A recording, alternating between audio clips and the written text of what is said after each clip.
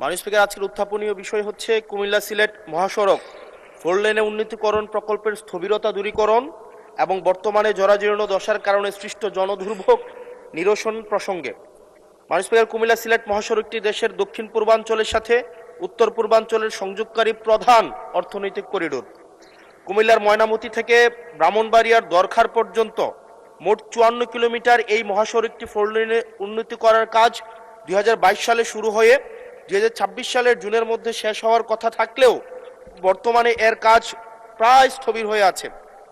Video চিত্র এবং সরজমিন এবং আমি যেহেতু এই এলাকার স্থানীয় বাসিন্দা, আমরা সব সময় দেখি মহাসড়কের বিভিন্ন স্থানে বড় বড় গর্তের সৃষ্টি হয়েছে এবং সংস্কার কাজের ধীরগতির কারণে সামান্য বৃষ্টিতে সড়কটি কর্দমাক্ত ও চলাচলের অযোগ্য হয়ে পড়েছে।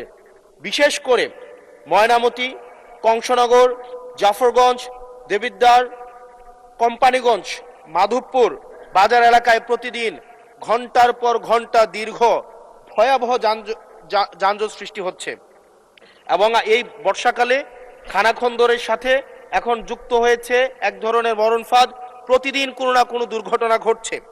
এই মাননীয় সংসদ সদস্য জেনে খুশি হবেন, 82.68 কিলোমিটারের জাতীয় মহাসড়কটি ব্রাহ্মণবাড়িয়া হতে সরাইল পর্যন্ত প্রায় 28 কিলোমিটার অংশ বর্তমানে জাতীয় মহাসড়কের উন্নয়ন প্রকল্পের আওতায় উভয় পাশে ধীর গতির যানবাহনের জন্য পৃথক লেন সহ 4 লেনে উন্নত করা হচ্ছে।